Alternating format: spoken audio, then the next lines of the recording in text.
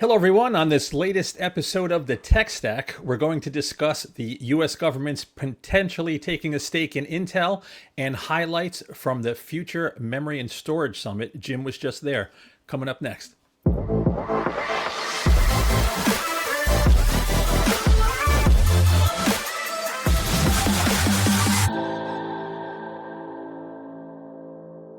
Hello, everyone. Welcome back to TechStack. I am Marco Chiappetta, Principal Analyst at Hot Tech Vision and Analysis, and I am joined by my compatriots. We have Mark Vina from Smart Tech Research. Mark, how you doing today? I'm doing terrific. Awesome. And my brother Dave, also from Hot Tech Vision and Analysis. Dave, what's going on, man? Brother from another mother. It's Friday again. Things are good. Absolutely. Good to see you. And we have Jim from Turius Research. Jim, what's happening in your neck of the woods? Just waiting for margarita time. Absolutely. It's almost beer o'clock. Don't sweat it. Don't sweat it. We're getting there. So lots of stuff going on today. Overnight, news broke that Trump and the current administration is considering, and this is just a rumor, we don't know how far along talks are, taking a stake in Intel, potentially for national security reasons, to help bolster chip manufacturing in the U.S. Lots of potential reasons for this. I think we'll start with Dave. What's your take on this rumor? Think it's going to happen? Any validity here? Oh boy, put me on the hot seat. Why don't you? Yeah. Well, I've been digesting this since I heard it. And, frankly, I think, Trump's reactionary response to the Liputin situation, which really wasn't much of a situation, as we're probably going to find out. And they've been talking with Intel. The administration has been. And now we see what feels like a complete 180 reversal in that the government's actually in talks potentially with taking a stake in Intel. So this thing is just, a whirlwind of, kind of like a roller coaster ride, if you will. But in general, I think this is an interesting idea.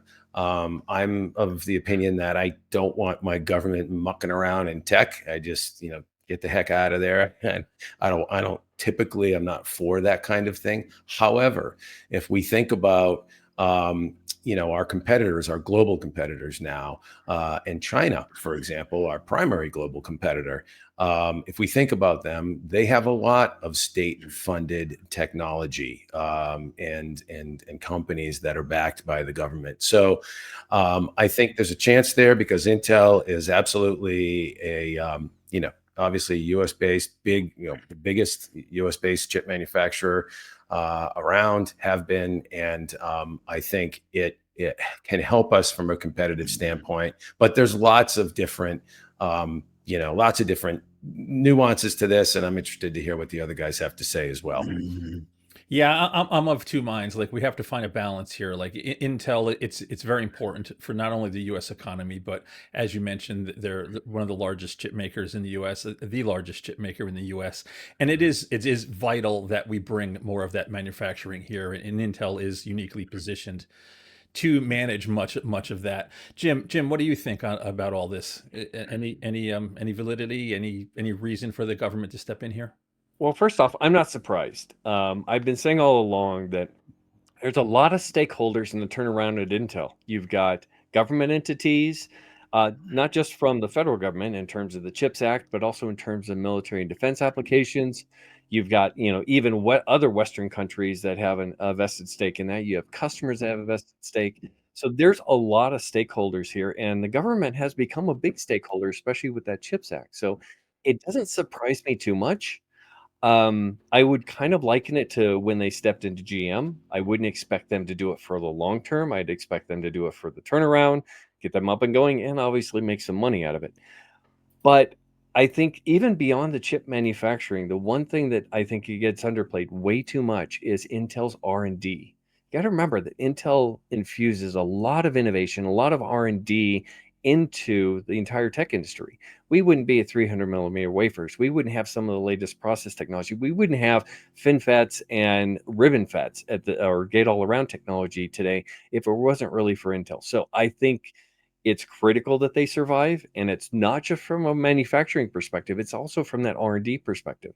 And once again, I'm not surprised. I would kind of expect this because, the U.S. government really relies on Intel, both for products and for that, that manufacturing or that innovation expertise for our industry. So I think it's most people, I'm usually the first person to say stay out of our industry, but in this case, I actually think it's a good thing, and I wouldn't be surprised if it happens.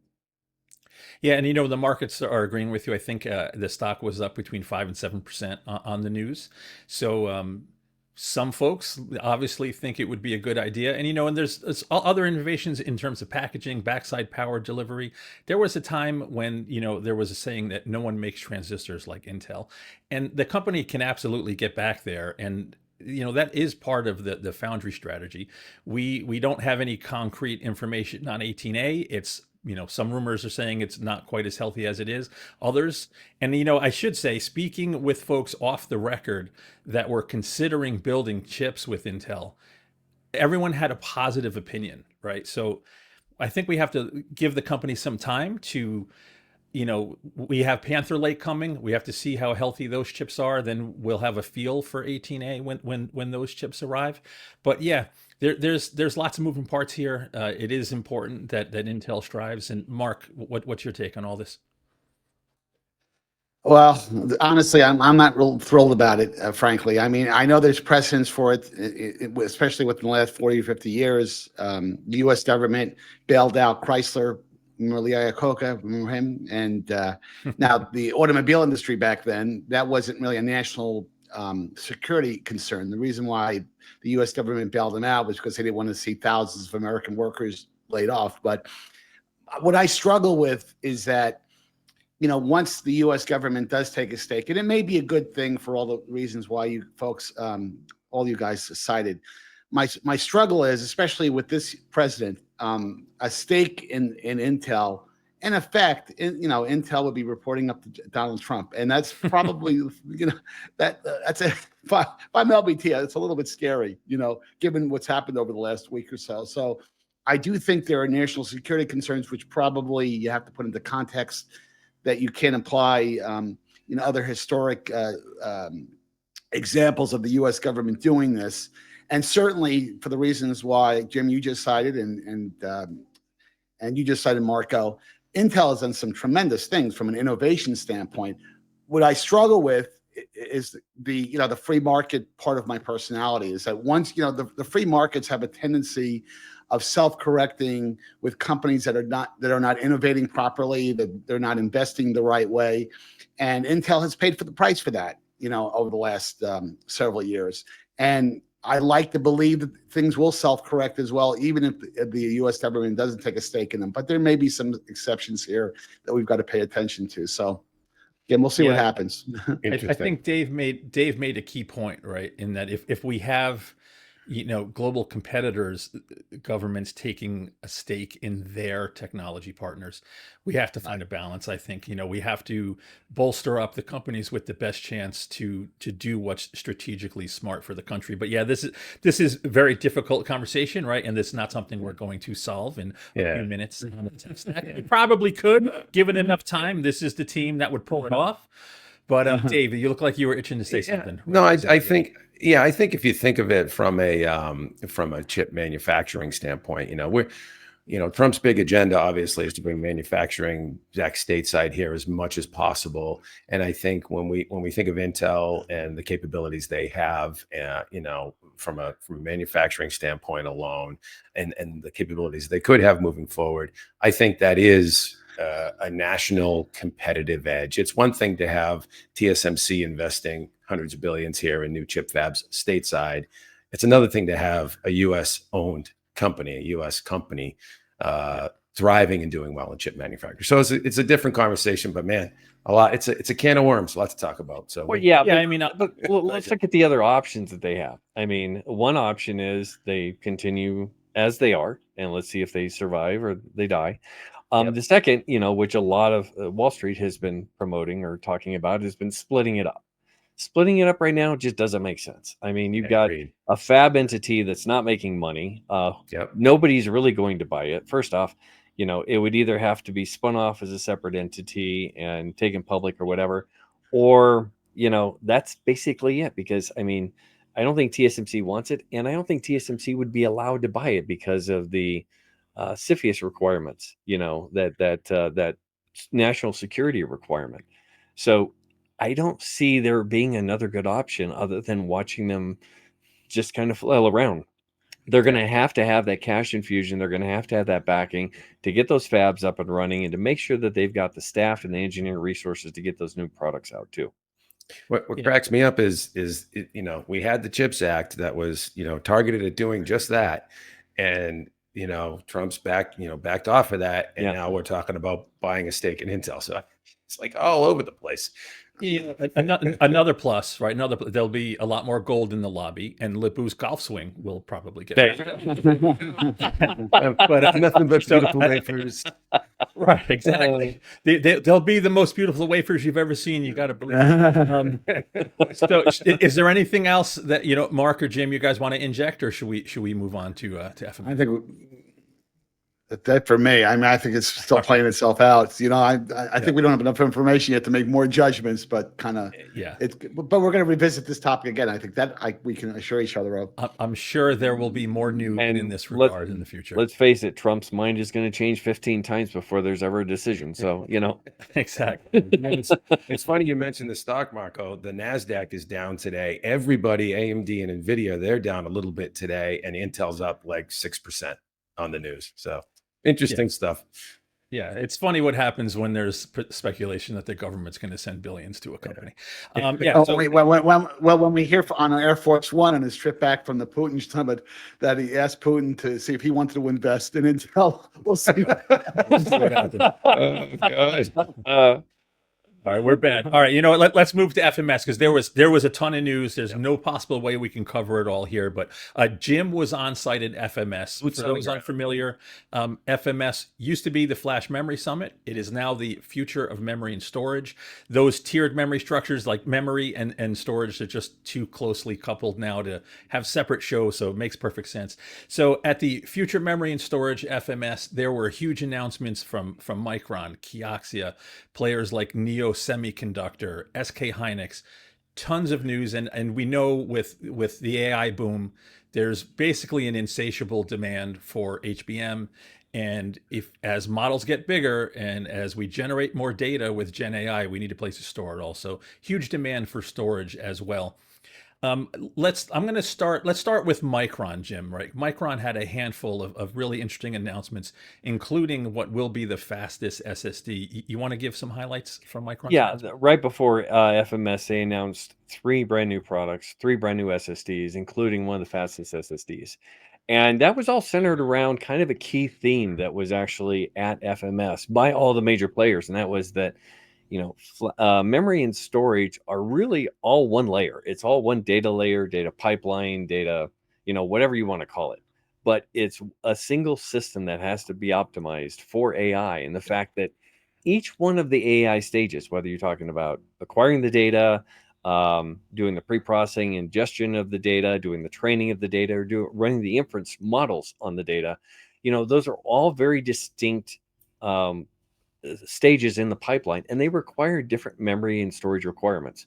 So, I mean, that was the big takeaway especially from Micron, was introducing 3 new storage products that go along with their already high performance and very efficient memory solutions for each one of those stages. Yep. No, absolutely. So, we've seen, whether we're testing, a local small machine vision AI model, or discussing massive, transformer model training in the data center, Dave, that, getting the data off the storage into memory and keeping those processors fed are key. What's your take on sort of what Micron's trying to do here and Micron's prospects moving forward? Yeah, I think Micron is, I mean, the great thing about that company is that they've been, a bellwether in this space for so long, and they are really beginning to innovate again. I think if you look at, this a little bit late maybe to the HBM party initially, but now, right on the bleeding edge again And, I think it speaks to their execution currently, doing a real good job from, innovating with some of these new technologies. I mean, you're talking about PCI Express Gen 6 SSDs. We're just getting PCI Express Gen 5 mature at this point, and they're already, they're on top of PCI Express Gen 6.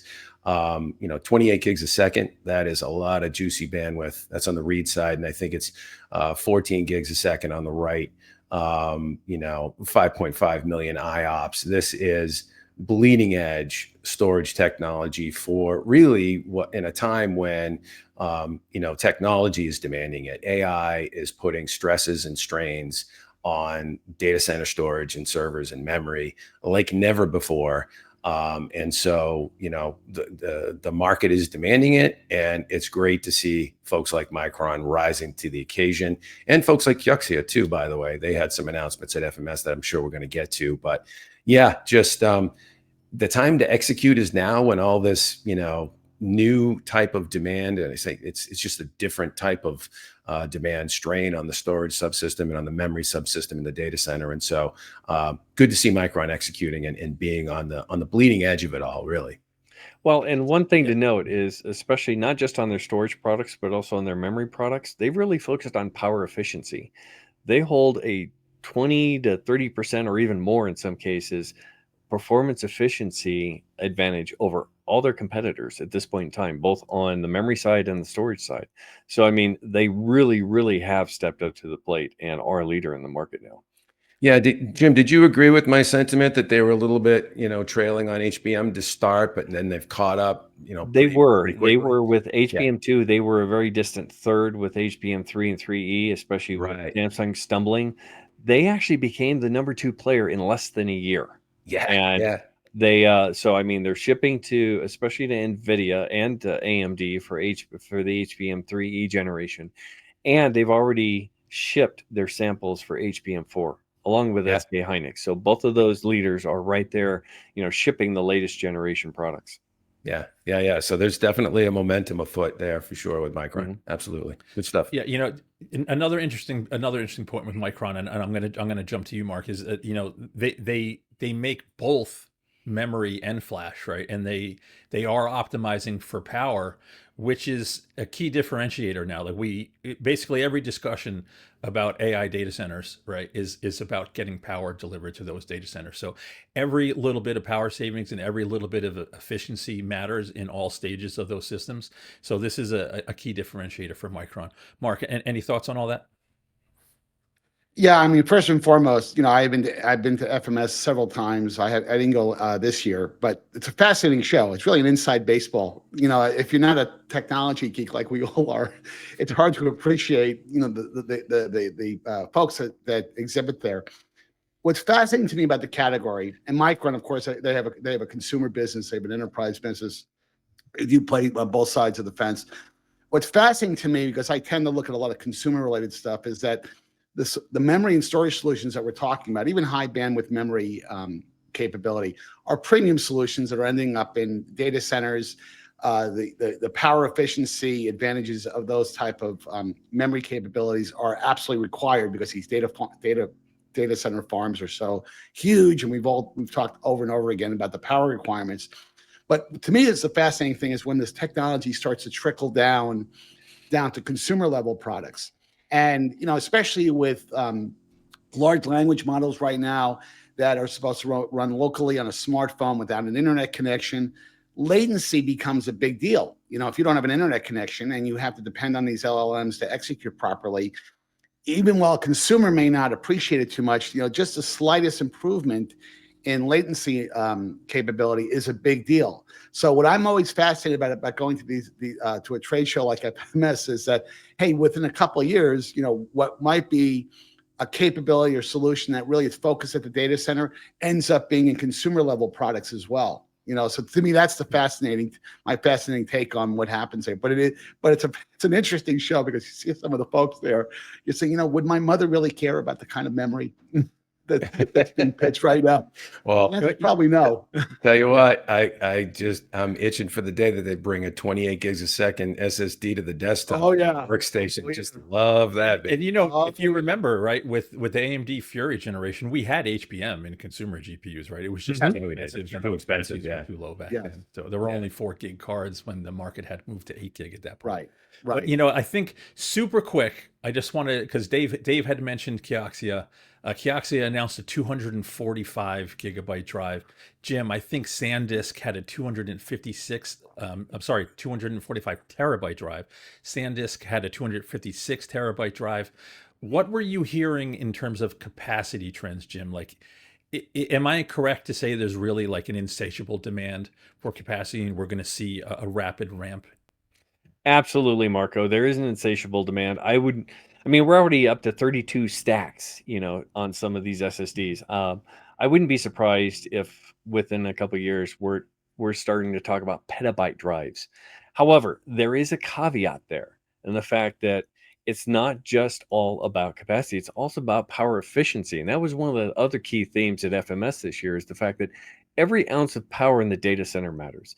You used to have budgets for memory and storage and pretty much everything in the data center. Now, because of that massive power draw and the thermal requirements from that power draw, now everyone's paying attention. They're saying, okay, we have to make this more efficient. So power efficiency is becoming a critical part of it. Also, and this is kind of a future trend, and that is customization. So, especially Samsung, Kioxia, Micron, and SK, we're all talking about, especially at the HBM4E level, having customized memory solutions that may not be on the JEDEC standard. But big part of that is to be able to have in-memory compute. So actually having compute resources in the memory to offload some of that AI workload or some of those AI demands. So it'll be interesting to see how that plays out. I would imagine that we have to have standards because nobody wants a single source solution. So I would expect that hopefully we'll see some standards generated around that.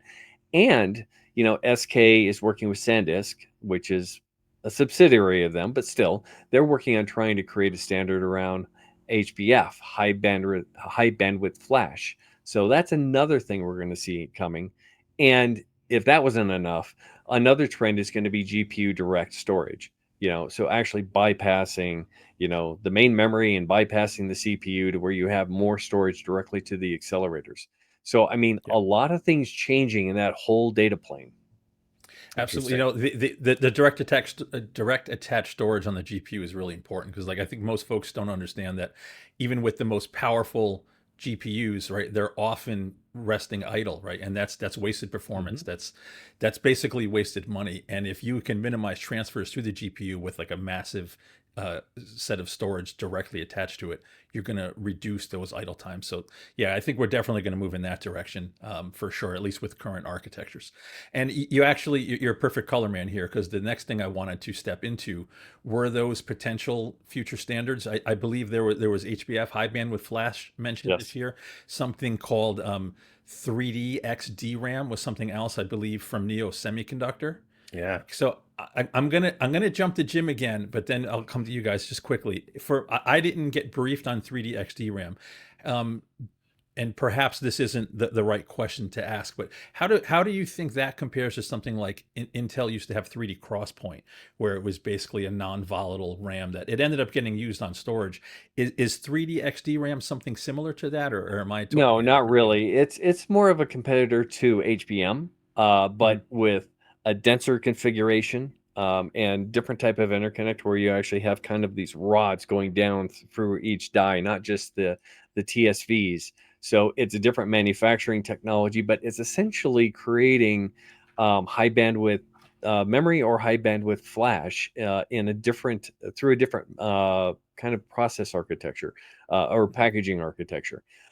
They claim that, Neo Semiconductor claims that they can have much higher bandwidth, much higher densities.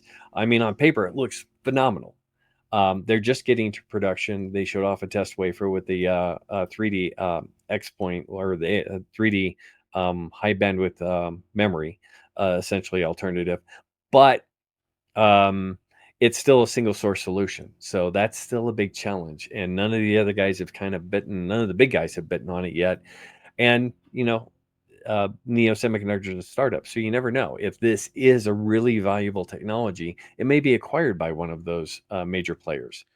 Right. I think I read, massive bandwidth advancements, higher density, and it could be built in sort of a hybrid solution with NAND, if I read Yes. correctly, right? Which Yeah. is basically what HBF is.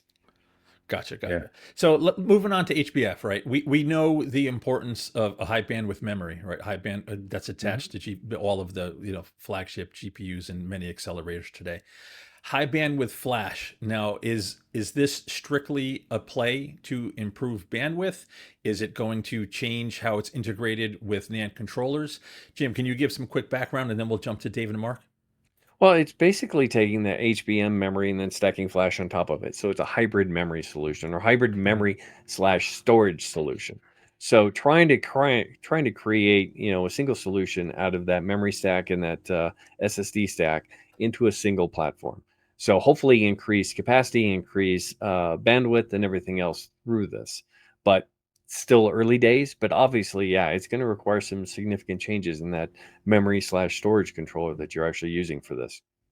Yeah. So architecture changes potentially coming with high bandwidth flash. Dave, so we know that keeping more data more tightly coupled with the processing engine, is key for max performance, improving efficiency, whatever. What do you think, HBF's prospects are moving forward? Yeah, I think it's interesting. We see this sort of trend every few years, right? Applications, begin to get, more processing horsepower. We're adding, compute resources, accelerator resources, and then we're running out of bandwidth. To access, bandwidth becomes the bottleneck. Bandwidth is typically always a little bit the bottleneck, but bandwidth, limited is something that, keeps recurring. It's the ghost that keeps appearing for us. And so I think it's interesting to hear about these innovations. And I think because of, again, the unique workload that AI is, whether it's inference or training, you are beginning to see the demand for doing things differently to disaggregate compute and storage and memory resources, but then also tightly couple and bring the memory closer to the compute resource. And in some cases, interesting. It sounds to me, Jim, correct me if I'm wrong, that this is a caching sort of algorithm, or not algorithm, a caching sort of structure involved here when you talk about this. Is that fair?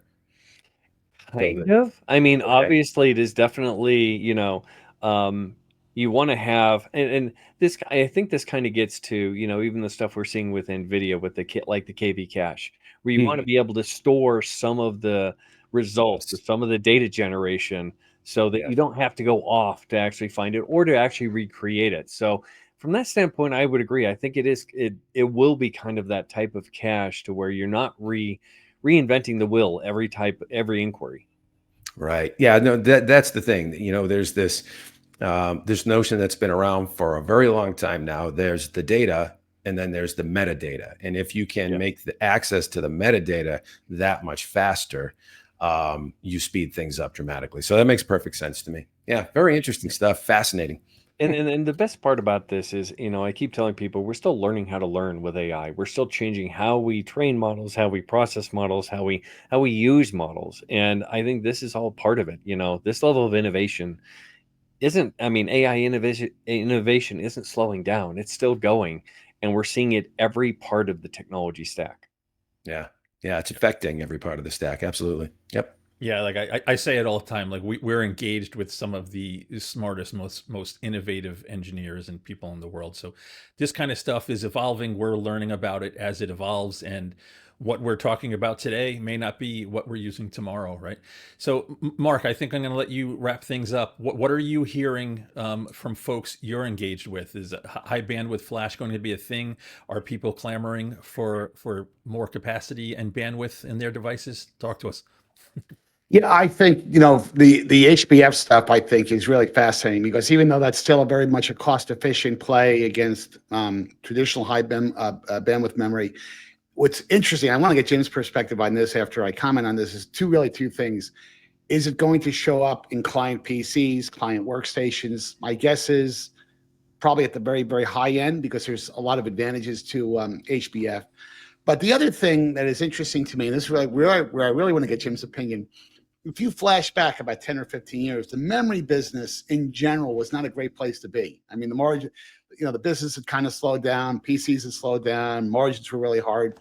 And memory guys, like the ones we've all cited during this video call, have always been about little tiny innovations allow them to charge a premium, you know, and the memory guys will tell you that doesn't last for a long period of time because memory at a high level, memory tends to be a commodity product. It's an interesting dynamic because it's a commodity solution, or at least the device manufacturers would love it to be a commodity capability, but there's always advantages and differences that allow a memory player to charge, I'm going to throw a number out there, 5% more, 6% more because of the capability that it has. I imagine, this is my question to Jim, that in your off-the-record conversations, are the memory guys saying, because of all this explosive growth in the data center, are they saying, hey, these are not bad times to be in right now because we can charge a premium for some of these innovative memory techniques? So I just want to just throw that back to Jim for a second. Off the record. Well, no, off the record. Yeah, we're doing Don't a tell body. us anything you don't. Not off the record. Well, first off, I would say that, you know, memory isn't necessarily a strict commodity today. I mean, yes, it is interchangeable, but you have to remember that when you increase performance, you really increase the specification or the limitations on where you can be in terms of performance. I mean, this has been critical, not just for servers, but even for smartphones, where you have to qualify your memory in every design that you're doing. So once you're in a design, it's really hard to displace you. But with that said, nobody wants a single source. Everyone wants multiple sources. So from that standpoint, it's still a commodity, but it's a very precise commodity at this point in time. And yeah, I think all the memory and storage vendors think that there's a huge opportunity here, especially as we modify the data layer. And that's going to extend not just from the servers all the way down to PCs and smartphones and everything else. When and how we're going to see some of these technologies on some of these other devices, that's hard to tell. You know, a lot of it has to do with cost. I mean, especially when you're talking about consumer devices, cost is king. So you have to be able to bring that down. But as we go to more and more advanced packaging technologies for all of our products, I think that's going to bring the cost down and make them more applicable. It may not be till the next decade until we start seeing that, but I think we eventually will see it. And when you look at these solutions, they really are phenomenal. However, I'm going to put a caveat here. I always tell people that for every swing in the economy, the semiconductor industry usually goes through 2 cycles. And for every cycle the semiconductor industry goes through, the memory cycle, memory usually goes through 2 cycles for that. So, you know, it goes up and down and up and down and up and down, depending on how we are with standards, where the transition is with manufacturing, where we are with capacity. And, you know, we're watching a transition right now going from DDR4 to DDR5, which also impacts going from HBM3 to HBM4. And that's going to have an impact. And all of the big guys are rushing into the DDR5 and the HBM4 camp right now. That is putting a lot of pressure on the older technology, especially DDR4, where we're seeing, you know, prices go up very significantly, actually doubling this year so far. So it's going to be a challenge to still manage that capacity and that flow from one transition to another. Yeah, absolutely. The supply and demand dynamics, right? They're gonna ebb and flow with new technologies and the capacity to build the old and the new together, right? Mm-hmm. So there's always these. I'm not going to say wild fluctuations, but you're absolutely right. These swings and changes in the dynamics have a wide-reaching effect. And with that, folks, we're bumping up on the half hour, guys. Unless we miss something key that we have to get out, should we wrap? I just want to add one more quick thing that came to mind as Jim was talking through those cycles, and this is just briefly here. Again, underscoring the market opportunity for the major players in AI data centers. And Of course, NVIDIA's exploding, AMD's, teeing up, as well right now in that space. But if you look at the storage folks, whether it's, hey, Dell, who acquired EMC so many years ago, the demand in the data center that is pull through as a result of the demand for AI is just huge. And memory and storage, those players are the ones to watch. It's the Microns, it's the SKs, the Samsung, Kioxia, and then the system players, the Dells, HPE. These are all folks that are just benefiting from this huge bubble. And I don't think it's bursting anytime soon. No, Pretty even up to exciting. the snowflakes and oracles that are actually providing that data center level storage solution. So no, I would agree with you, Dave. There is, we tend to get caught on the accelerator, but there's so many opportunities with this AI build out. Yeah. Amen. Absolutely. Well said, Jim. Cool. All right. And with that, folks, I think we're going to wrap. I want to thank you for sticking with us through this latest episode of the Tech Stack. You can find us all over the web. We're at thetechnologist.net is our main website, but we're on SoundCloud, we're on iTunes, we're on Spotify, we're on YouTube. There will be additional channels moving forward. So if you enjoyed this discussion, we would love it if you liked and subscribed. And please share. We want other folks to find us. We're building this brand new property from the ground up, and we want you to be with us from the beginning until we're a massive multi-million follower channel, which is going to happen. Yes. I promise that's going to happen. And with that, we bid you adieu.